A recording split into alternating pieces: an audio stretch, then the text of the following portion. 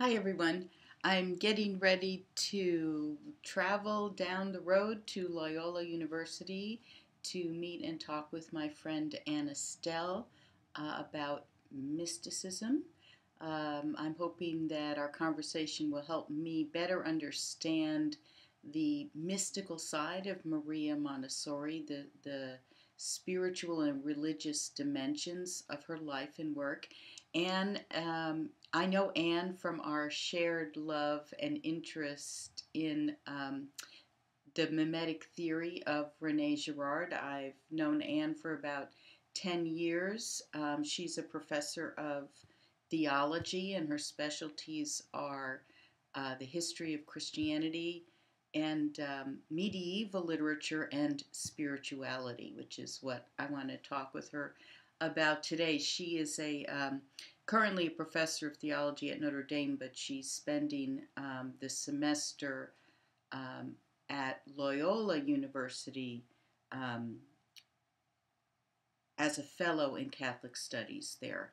So I'm going to be talking with her about a paper she delivered as part of this fellowship a few weeks ago, looking at the life and work of Rene Girard from the point of view of the life and the different stages of mystical life. And it really fascinated me, and I saw a lot of connections, and I have been seeing a lot of connections between the work of Girard and Montessori.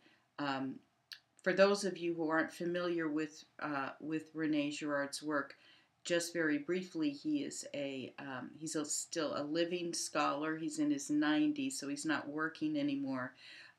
But he devoted his life to developing an anthropological understanding of human desire, human conflict, and violence, and it has had tremendous applications to religion, Christian religion, and particularly biblical studies and interpreting scripture.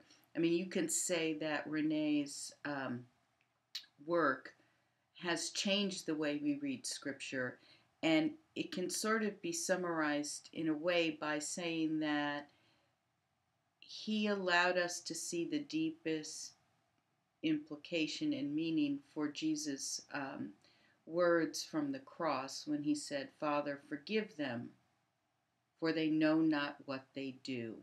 And this not knowing what we're doing when we're involved in violence has been illuminated by Rene, and he interestingly does not ever hide his faith or his conversion experience to the Catholic faith or the tremendous theological implications of his work.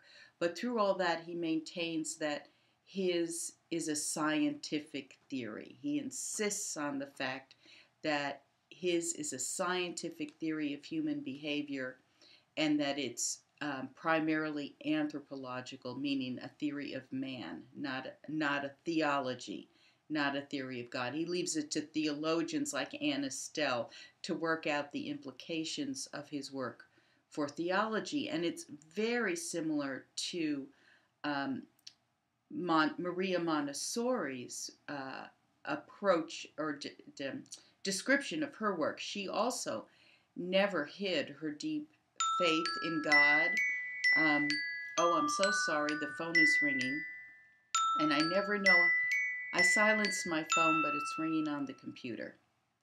So we'll just ignore that for a minute. But anyway, um, she never denied her um, deep faith and deep um, an abiding sense that she had some special call, that her work with children was a calling from God.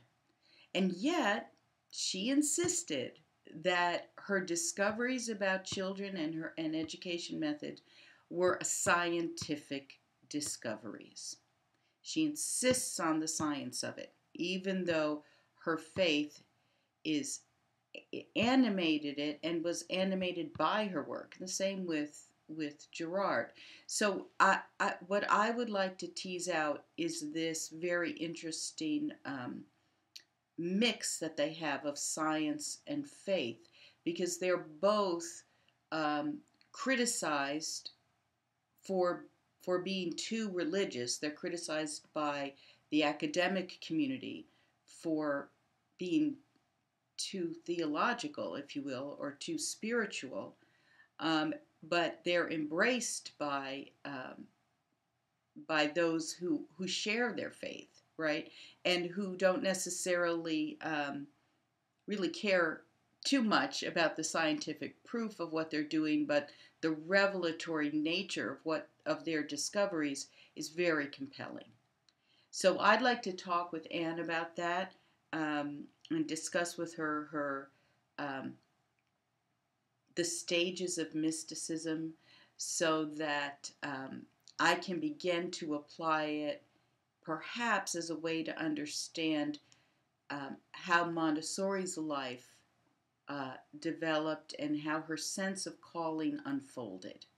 So I hope you join me for the next installment, where I'll be talking with the dear Ann Astell.